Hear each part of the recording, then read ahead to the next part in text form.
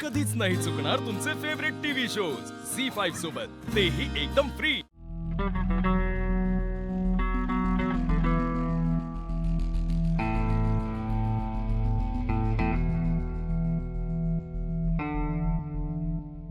AJ काय यात? Open it.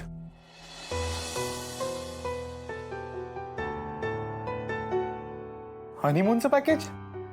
तेही मॉरिशसला. एजे याची काय गरज होती? तुम्ही ऑलरेडी किती केलंय आमच्यासाठी. हो ऍक्च्युली तुम्ही नव्याने तुमचं आयुष्य सुरू करताय.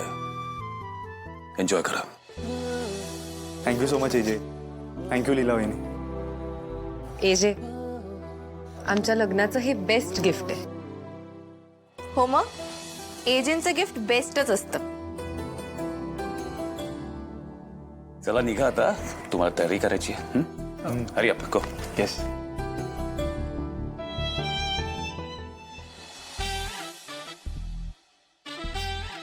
मग कधी करताय मला प्रपोज? करीन, सांगितलं ना तुला. मग वेळ तर मला काही सुचत नाही लीला. प्लीज. अच्छा, रेव आणि यशला सरप्राईज काय द्यायचं ते लगेच सुचलं तुम्हाला, पण स्वतःच्या बायकोला प्रपोज कसं करायचं हे सुचत नाहीये. पेशन्स. एकदा सांगितलं ना मी, करीन. By the way thank you. का? हा सगळा डिस्प्ले काढल्याबद्दल. आता तुम्ही मला एवढं प्रपोज करणार आहात, मग एवढं तर करूच शकते ना मी. एजे एजे आहेत का? एजे, लीला. कालिंदी ताई, अचानक तुम्ही.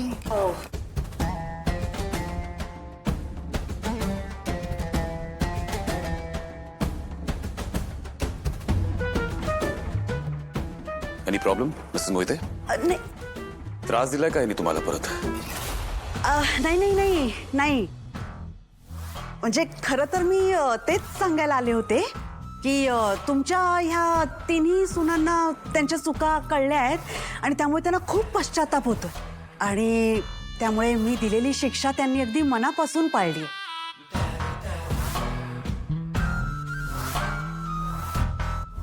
तुम्हाला सांगते, माझं घर तर इतकं लख्ख केलंय त्यांनी आणि एका एका कामाला हात लावू दिला नाही मला. तुम्ही खरं सांगताय? अगदी अगदी खरं. आणि सेवा तर काय सांगू, म्हणजे एवढी केली ना की आपण जी शिक्षा केली ती आता पुरे झाली. माफ करून टाकू त्यांना.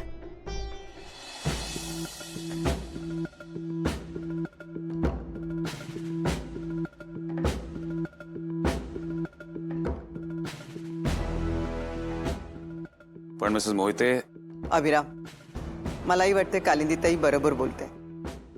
मुलींना बस त्यांच्या चुकांची जाणीव झाली तेच फार महत्वाचं आहे. उगीच ताणूया नको. ठीक आहे.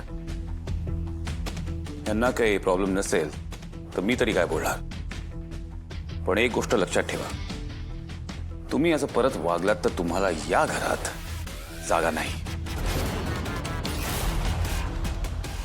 आणि ही गोष्ट नीट लक्षात ठेवा.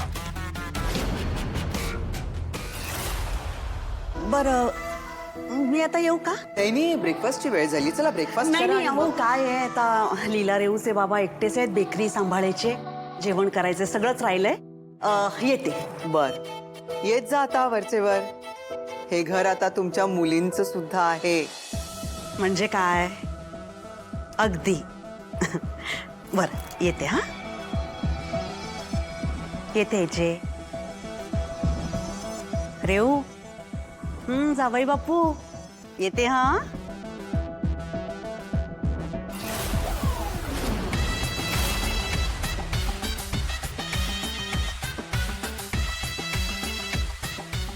येते.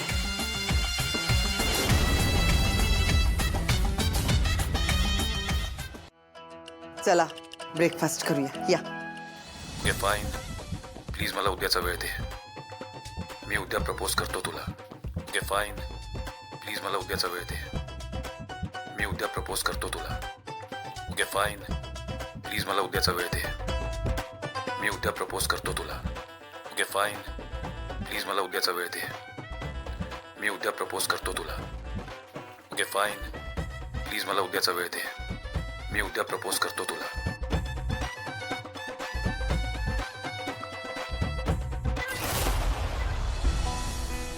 सॉरी, तुम्हाला लक्षात राहावं म्हणून.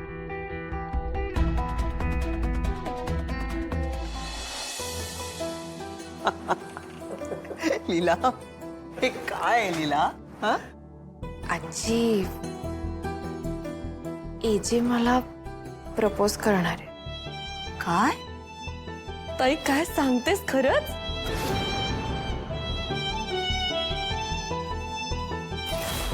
खरं की काय? अरे वा. विराज, ऐकलंस ना? बाबा आज कोणाला तरी प्रपोज करणार आहे. हो दादा, ऐकलं ना? लीला, आय विश की तुला बाबांनी असं फिल्मी स्टाईल मध्ये प्रपोज करू दे. हो, आमच्याकडून तुला खूप खूप बेस्ट विशेस.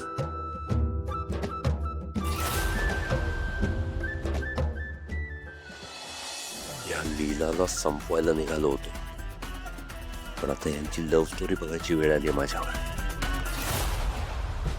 बर, चालू द्या. मला ब्रेकफास्ट रेडी झाल्यानंतर बोलव. मी आहे रूम मध्ये. हा, या बाय, जा आपण पण जाऊया. ठीक आहे. प्रपोज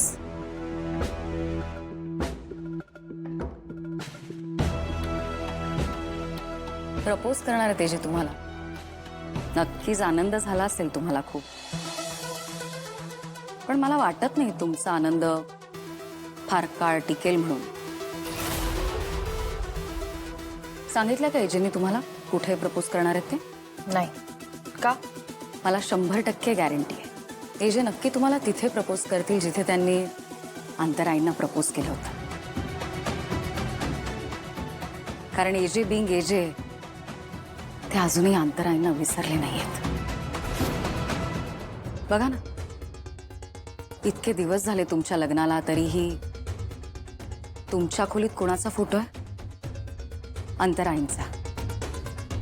हे जे आजही त्या फोटोशी गप्पा मारतात, त्यांच्याशी बोलतात.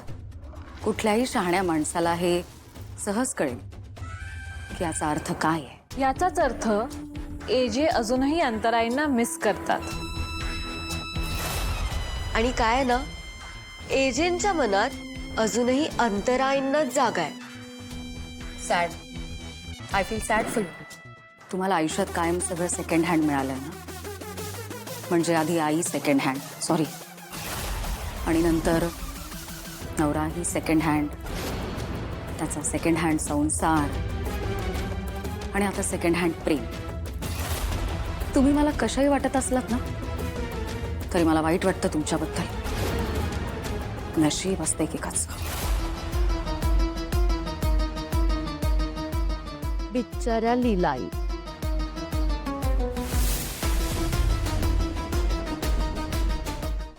झी 5 ॲप डाउनलोड करा आणि पहा सर्व एपिसोड्स एकदम फ्री.